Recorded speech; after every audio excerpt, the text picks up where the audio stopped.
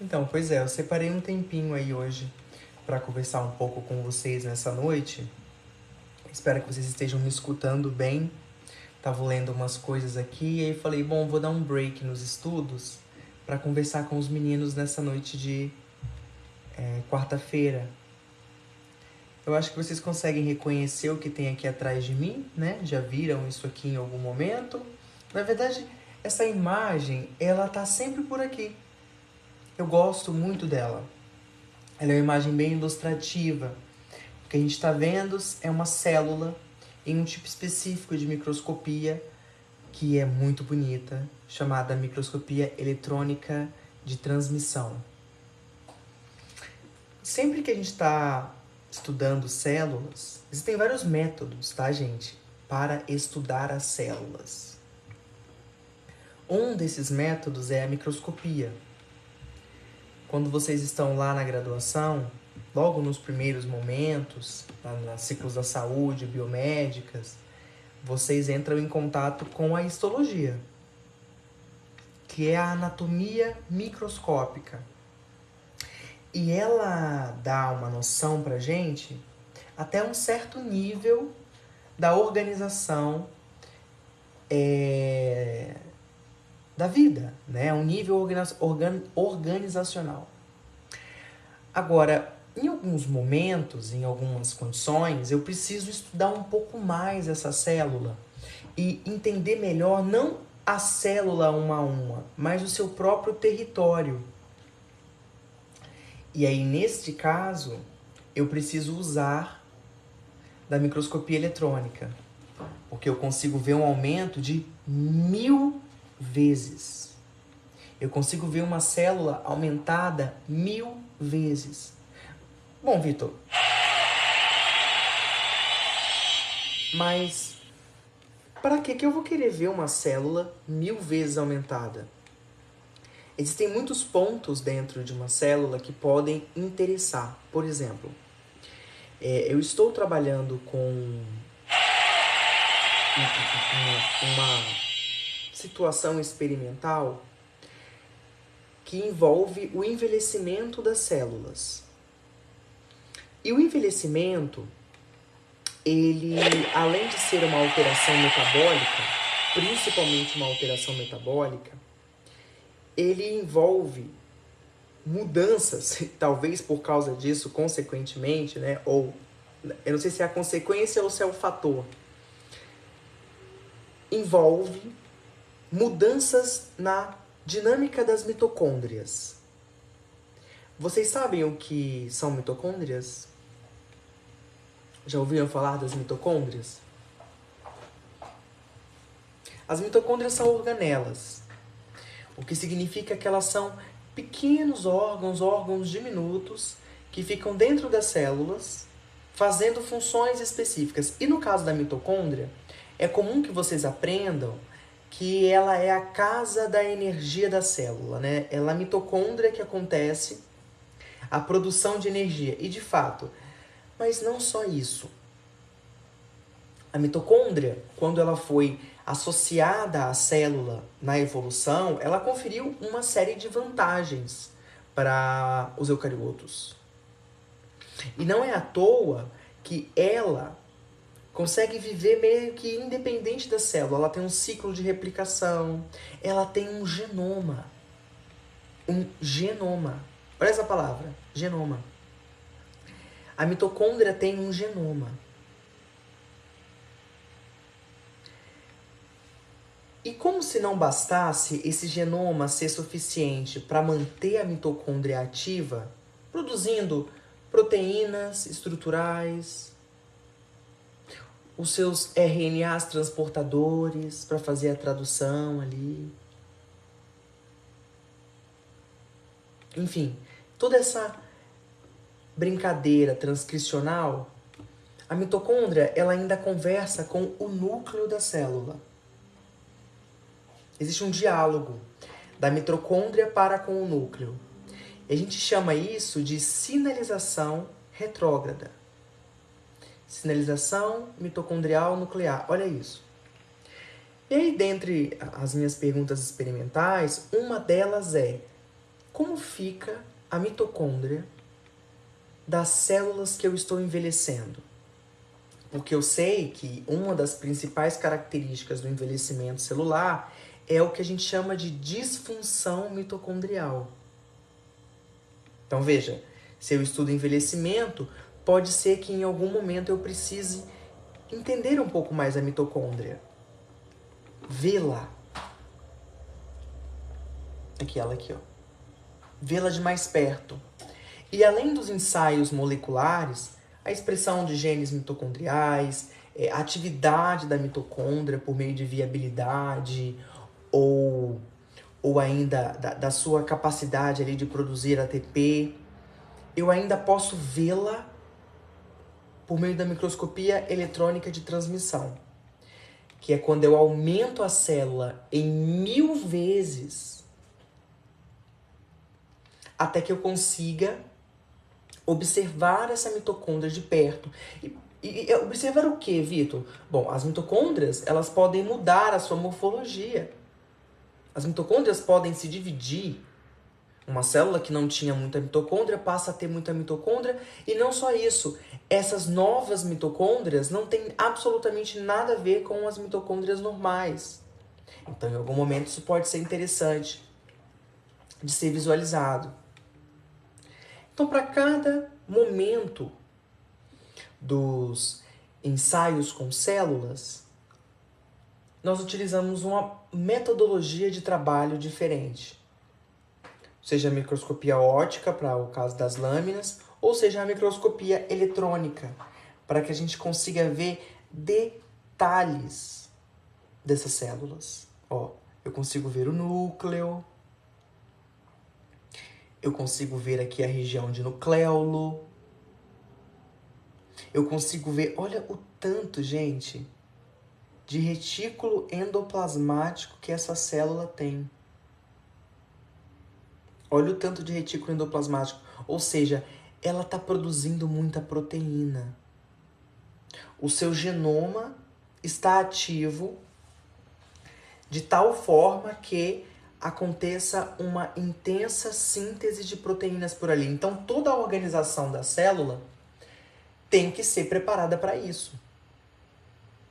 Células que produzem muitas proteínas, exemplo, glândulas, porções secretoras de glândulas são formadas por células que possuem aparato extenso de síntese proteica. Afinal de contas, ela está produzindo alguma coisa que vai ser secretada. E em algum nível ou outro, essas secreções são dotadas de proteína ou precisam para que aquela molécula seja modificada.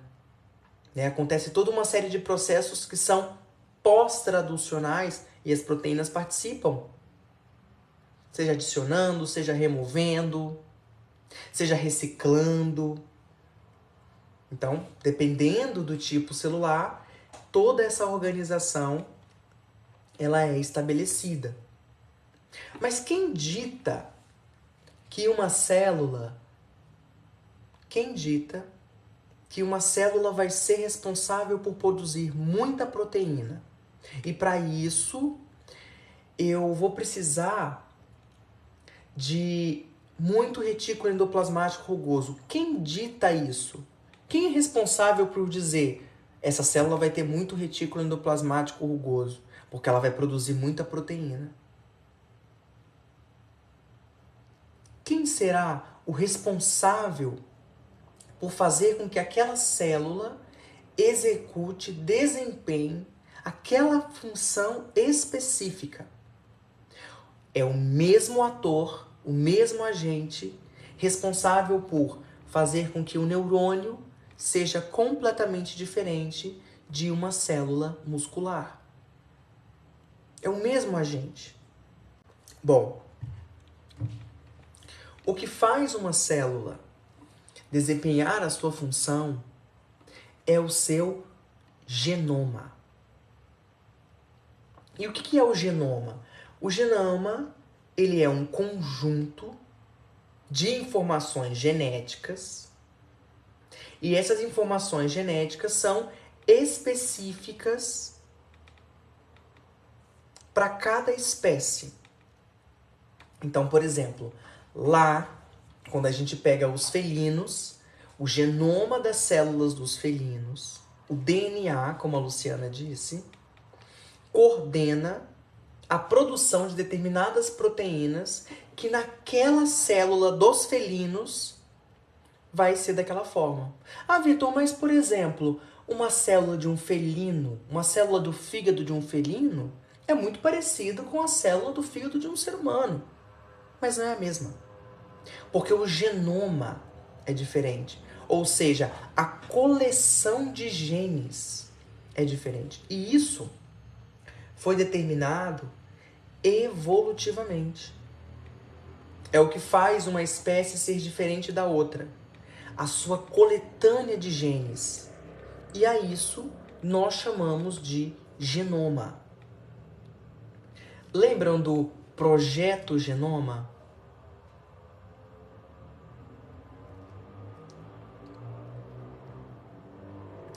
O Projeto Genoma foi uma investida para se tentar sequenciar, e conseguiram, obviamente, sequenciar todo o genoma.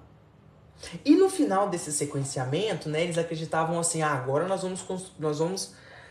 vamos descobrir a cura do câncer, não teremos mais problemas. A genética, a vida foi hackeada, então não teremos mais problemas para entender a célula e nem tampouco a genética. Quando na verdade a gente chegou à conclusão de que saber só sobre o genoma não responde à pergunta fundamental, que é como ele funciona. Ainda é muito confuso entender como todo esse arranjo, essa coletânea de genes interage para a atuação. É até complexo, né, gente, pensar sobre isso. Eu não sei como são as aulas de genética ou de biomol que vocês têm, mas o genoma não basta ter o DNA, como a Luciana disse ali. O DNA, o que é o DNA? O DNA é a sequência, é a informação. Só que essa informação, ela precisa ser lida. E a forma como ela é lida, ou seja, lembra do nosso encontro da semana passada, né? Quando nós falamos sobre controle da expressão gênica. Live que tá lá no YouTube para vocês darem uma olhada. Quando a gente fala do controle da expressão gênica, aí o buraco é muito mais embaixo, porque nós estamos falando de genes e genes que interferem na expressão de outros genes. Isso é possível.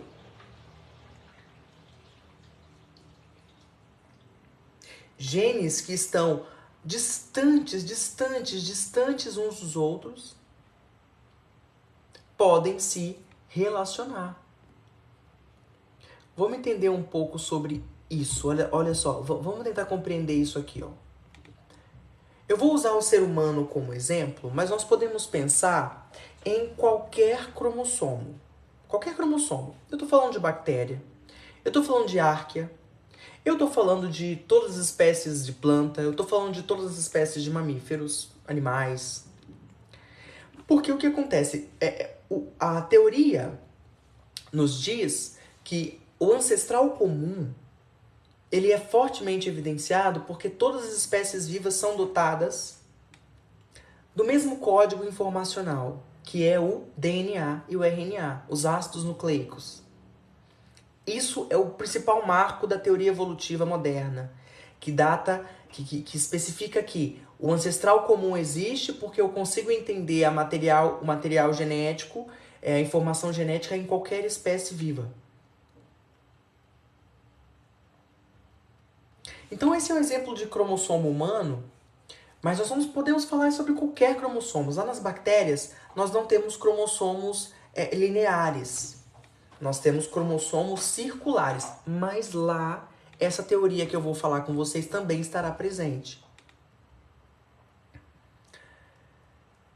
Se eu pegar nas arqueias também.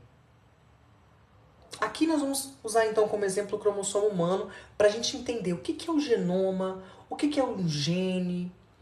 E isso é complexo, eu sei que isso é complexo.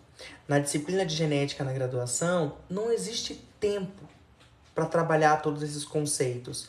Porque a genética, gente, ela é muito densa.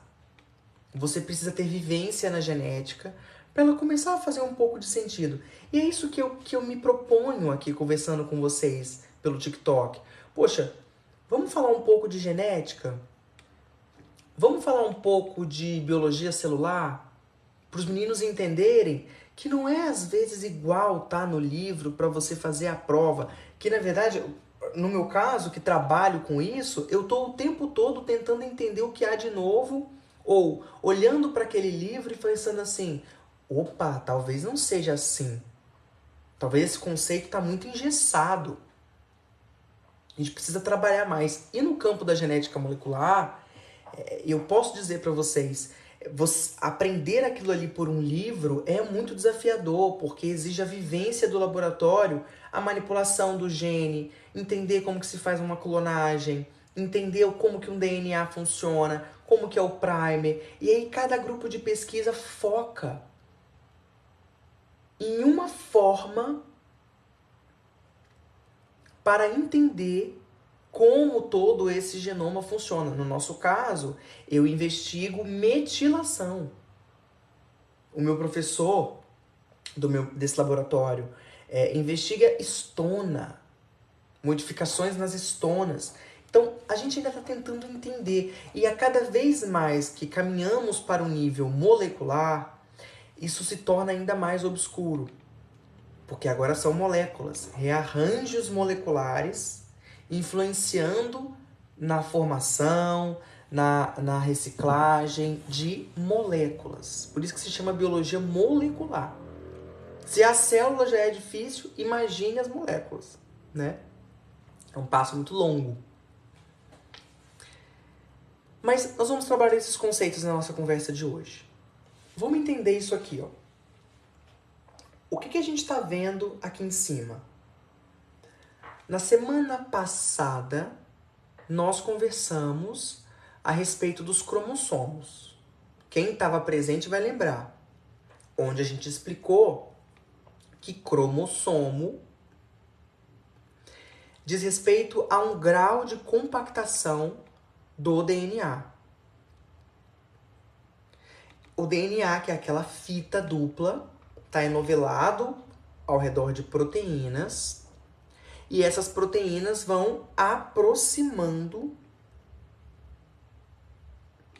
essa fita até que ela fique muito compacta, ao ponto de poder ser vista no microscópio quando a célula está em mitose, quando ela está se dividindo. Aí você consegue ver o DNA ali na forma de cromossomo. Para vocês terem ideia da importância desse mecanismo de compactação, eu vou dar um exemplo e eu queria que vocês olhassem no mapa mundi. Se eu pegasse o genoma das nossas células, de todas as células do seu corpo, e esticasse, colocasse um em cima, o genoma de cada célula, um do lado do outro, eu conseguiria atravessar o continente africano. Gente, eu conseguia atravessar um continente, ligar um oceano ao outro. Então, a célula, ela criou um mecanismo de compactação desse DNA. Por um motivo muito simples. Quanto mais informação, mais eu não posso perder. Eu preciso ter todas essas informações aqui, porque em algum momento elas podem me ser úteis e eu preciso conseguir acessá-las. Eu não posso me dar o luxo de, no momento da divisão celular, perder um cromossomo. E a gente sabe que se perder cromossomo dá problema, assim como ganhar cromossomo dá problema. Então ela tenta manter esse número, a ploidia, a gente chama isso de ploidia, a euploidia de uma célula, a quantidade de cromossomos que ela tem, estável. E aí, hora ou outra, esses mecanismos de disjunção cromossômica erram, e aí você tem problemas cromossomais. No caso dos cromossomos. Mas então, chega um momento do ciclo celular que a célula consegue compactar esse DNA na forma de um cromossomo. Nesse caso aqui, é um cromossomo que está duplicado. Por que eu sei disso? Porque quando eu olho para essa região aqui, essa constricção, que eu chamo de centrômero, eu vejo que tem 4 braços. E isso é uma característica de cromossomos duplicados. Na real, o cromossomo ele seria só esses 2 tracinhos aqui, ó. Então, essa é a cópia desse braço e essa a cópia do outro. Esse X clássico que a gente olha nos livros, na verdade, diz respeito a um cromossomo duplicado. Tá bom, beleza. E se eu desse um zoom nesse cromossomo, o que eu iria observar? Veja, se você desse um zoom no cromossomo, você ia ver que toda aquela sequência compactada, na verdade, é uma espécie de biblioteca. Onde cada região é um livro. E cada livro é responsável por uma determinada informação. E como a gente chama os livros dessa biblioteca? Nós chamamos de genes. Nós chamamos de genes. Cada cromossomo tem um grupo específico de genes. Quanto mais complexo o genoma, mais genes você tem. Mais eles podem interagir. Mas voltando, toda essa biblioteca é formada pelos genes e cada gene codifica uma informação. Um gene codifica uma informação. E quando a gente pensa nessa informação, é comum lembrarmos do dogma central. O que é o dogma central da biologia? Ele diz que o DNA, o gene, produz um RNA mensageiro e esse RNA mensageiro vira então uma proteína. E nos últimos encontros a gente revisitou esse dogma e disse que nem sempre o produto final é uma proteína. Pelo contrário, esse produto pode ser só um RNA, que já vai fazer muita coisa, porque os RNAs não codificadores são responsáveis por aqueles mecanismos de regulação que dão um nó na nossa cabeça nos estudos de genética molecular. Como assim um RNA? Os microRNAs, já ouviram falar sobre eles? São capazes de controlar a expressão de outros genes. E aí dá um nó na cabeça mesmo, porque são mecanismos cada vez mais complexos. E esse número de genes varia entre as espécies. Algumas espécies possuem muitos genes, outras possuem menos. Mas o que é interessante? Que cada espécie apresenta o conjunto de genes necessário para que aquela sua vida, né? aquela sua manutenção seja energeticamente favorável. E eu já comentei com vocês há um tempo atrás que a célula não é perfeita. Ela não tem essa intenção. Pelo contrário, qual é a função de uma célula? Se manter viva. Então ela tem mecanismos que guardam energia. Tudo dentro de uma célula é energeticamente favorável. Não é à toa que quando a gente quer deixar ela perfeita, a gente usa engenharia genética. E aí entra a biotecnologia, que é para você fazer o quê? Manipular uma célula. Para fazer ela produzir uma proteína, para fazer com que ela funcione com maior efetividade para uma determinada função. Mas nunca pensem que a célula é perfeita, porque ela não tem essa obrigatoriedade. Ela funciona evolutivamente, pensando sempre na demanda energética.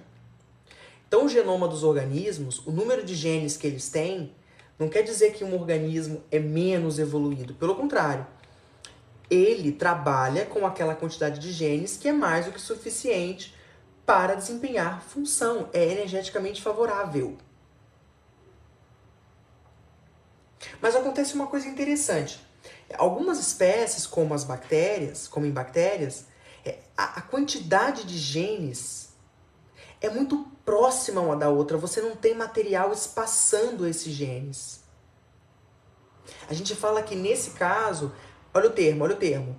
A densidade gênica é maior. Você tem mais genes por sequência de DNA. Agora, nos seres humanos, essa densidade é baixa.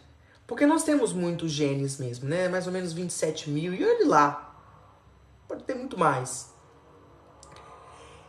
Só que esses genes, eles são muito espaçados. Eles não são tão pertinhos uns dos outros. Esses livros, eles estão longe uns aos outros. Né? Tem muito material espaçador. E aí no passado, se falava assim, é um DNA lixo. Na verdade, a gente sabe que não é tão lixo assim, não. Que pelo contrário, esse material que espaça os genes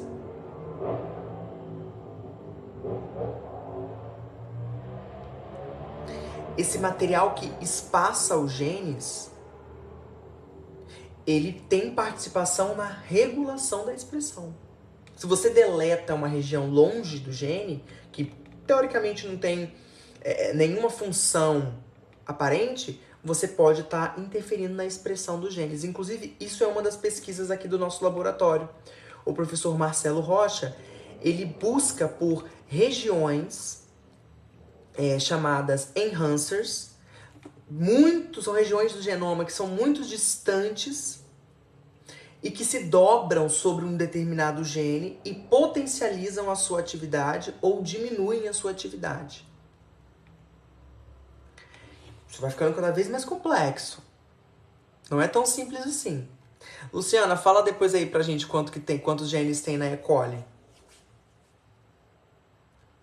Sim, Luciana. Existem jumping genes em seres humanos, mas eles estão silenciados por metilação.